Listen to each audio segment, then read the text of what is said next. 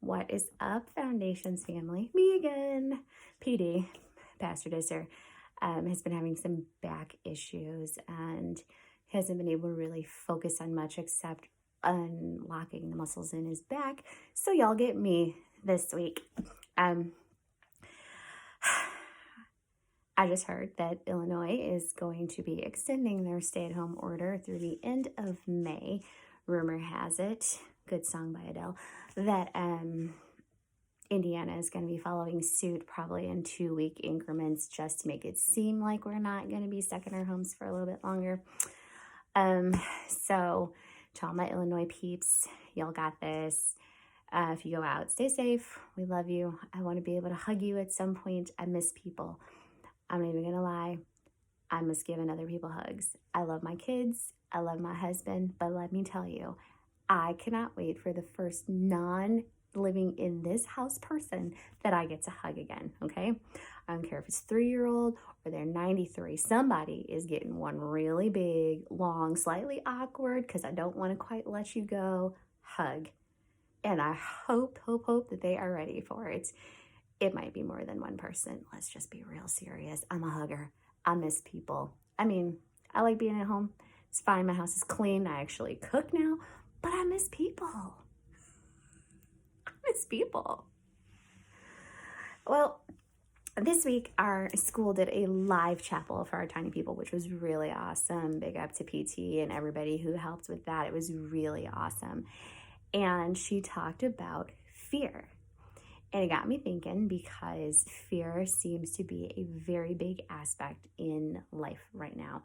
People are terrified. Some people don't even want to leave their homes. They're getting everything delivered and then they're spraying it down with Lysol and bleach. And it's just right now, fear is like a tick and it has dug in and it ain't going anywhere because it only takes one person to be afraid of something and spread it to their neighbor and then to their neighbor and to their neighbor. And the next thing you know, you have a country full of people afraid to do anything.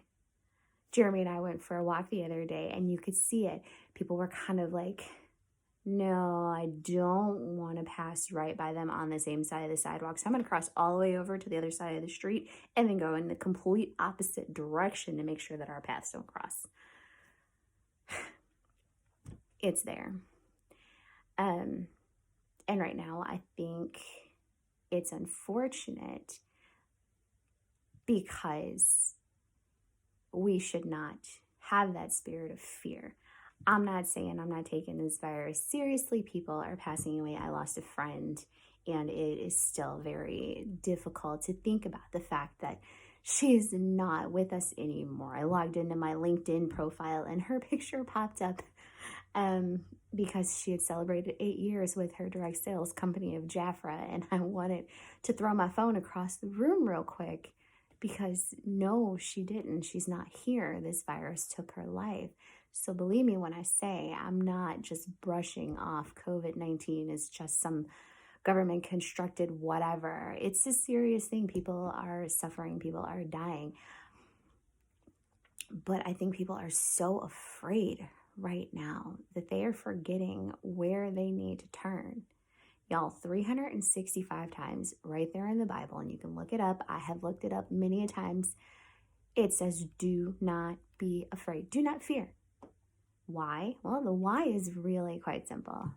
Because we have God. He gave us Jesus. Jesus died for us so that we get to go to heaven when we leave this place. And Jeremy and I have talked about this multiple times. He's the one who has to leave the house and goes to work. So there's always that possibility that he may run into someone or touch something that has the virus on it and he could catch it. One of us in the house could catch it. It's really anyone's guess. I mean, we've been in the house 6 weeks and none of us have gotten it, and it's been nice, but it's there. That possibility is there. But in this house, we are not afraid. And this is why. Whatever is going to happen is going to happen. No amount of me bleaching my house, Lysoling everything, staying in like a hermit and not even going outside for fresh air is going to keep it from coming in. It could walk itself in on a box of shells and cheese that Caitlin wants for lunch when Jeremy goes grocery shopping on Saturday. Y'all, that virus is real and it's out there.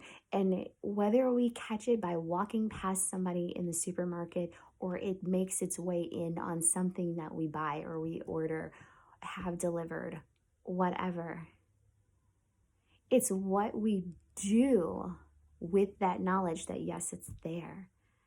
Are we going to sit afraid, terrified, not knowing what's going to happen? Or are we going to try to live to the best of our abilities, not afraid, knowing that if something happens, it was already written in our stories to happen? This whole situation is all about how we deal with it. How does my family deal with it? We go on with our days. I get up and I run, I shower, I get the kids up, I get them going on their schoolwork. They go outside and play. Jeremy and I go for walks when it's not cold because I don't like the cold, y'all, at all. I hate it. Can't stand it. And we eat dinner like a family every Friday night. Without fail, it's pizza night and a movie. And we take turns picking the movie. We spend that extra time together as a family. Right now, Saturdays are all about me and Jeremy going through the Marvel Cinematic Universe, okay? We're about to hit Ant-Man and Captain America Civil War on Saturday. Like, it's a thing because we have that time. We are not living in fear. Jeremy says all the time, if by some off chance he contracts this virus from work and he gets it and something happens, he is not afraid because he knows if it ends up in the worst possible situation, he knows where he's going. I know where he's going. Our kids know where he's going if something happens. But we're not living on that if. I refuse to live on that if. I'm more of a why not kind of person. My friend Amy Buckard, she'll tell you I'm a why not kind of person. It's how I ended up joining 31 7 years ago. She asked me, I said, why not? And there it is. And because you can't live on what if. It's impossible. It'll drive you crazy. It'll make you scared. Pastor Tiffany at our Life Chapel taught the kids a verse, and it was, 2 Timothy 1:7, and it says, for God has not given us a spirit of fear. He didn't give us a spirit of fear.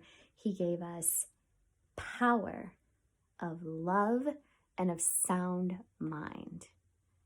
Power of love and sound mind. He didn't give us fear. Fear does not come from God. Love comes from God.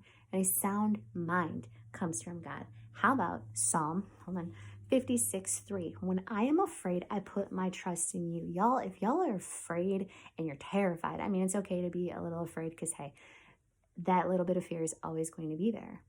But where are you putting your trust if you're terrified to even leave your house? It's not in God because God is going to cover us. He is going to take care of us regardless as to what happens. How about Psalm 23? That is my personal favorite. Not just one line, the whole thing. When I was in boot camp, Marine Corps boot camp, Psalm 23 was my nighttime prayer, okay? Because half the time I was ready to hit somebody. The other half of the time I just wanted to crawl up in a ball and go home. But it was Psalm 23 where it says, I am for you. Even when I walk through the darkest valleys, God is with me. Y'all, we are in a valley right now. I don't know if y'all noticed. We aren't up in the mountaintops. The economy's kind of tanking. People are losing their minds. Kids are at home. Parents are at home. Jobs are being lost. Incomes are slowly shrinking or disappearing altogether. We are in the valley, okay? And guess who's right here with us in the valley? God is right here in the valley with us. So yea, though we walk through the darkest of valleys, and this one's pretty dark, He is with us. Isaiah 35:4, tell everyone who is discouraged, be strong and don't be afraid. God is coming to your rescue. So guess what we get to do? As totally awesome Christians, lovers of God, we get to encourage everyone around us. Whether it's a goofy meme, I'm good for those, or a funny picture, or something crazy that your kids have done. I do all of those things. We have to encourage other people not to be afraid. We have to encourage other people that, yes, right now is terrifying. It's scary, but don't be afraid, because God is right here walking every single step of the way with us every single day. He has not left us. He has not forsaken us. God is here. No, we can't go to church every Sunday. And let me tell you, I love going to church. That is my favorite place in the world to be. I love walking through those doors, seeing all my favorite people, singing all my favorite worship songs, hearing a great message, hugging all the people and the babies. Oh, I miss hugging the babies. But I can't do that right now. But do you think I've stopped encouraging people? I randomly text people all the time. Hey, how you doing? What's going on? Have your kids driven you crazy? Man, I cannot wait to 1, hug you, and 2, go out for food that I did not have to cook, clean up after, or serve to my kids. I love my kids, but I'm kind of tired of their faces. They know I love them. I hug them all the time, sometimes annoyingly so, just because I can't hug anybody else. But I encourage. Y'all can do the same thing. We are the church. The building is not the church. You, me, your friends, everyone can be the church. How? Spread love, not fear. It's really simple. I like to keep things simple. I teach 3-year-olds. My video to them today was really simple. Don't be afraid. And even when you're afraid, don't be afraid, because God is always with you. It's that simple. I love y'all, and I miss everybody terribly. I cannot wait for game nights and dinners and hugs. Did I mention hugs? I'm really missing hugs. I can't wait for movie nights out with my family, and for my daughter to be able to go and have a sleepover with her friend, because at this point she's just FaceTiming her friend right down the street and they're playing dolls together via FaceTime. I want other people interaction. I can't wait for that, but I'm going to wait patiently, and I'm not going to be afraid. And neither should you. God is with us in this valley, and he will be there as we climb out of this valley. And when we get to the mountaintops, I certainly hope I hear a whole lot of people screaming, praise Jesus, hallelujah, because he didn't leave us when we were down there, and he's not going to leave us when we're at the top. I love each and every one of you. I hope y'all have a great week. More than likely, PD will be back next week with something profound and less rambly, less hands going everywhere. I can't help myself. Bye, y'all.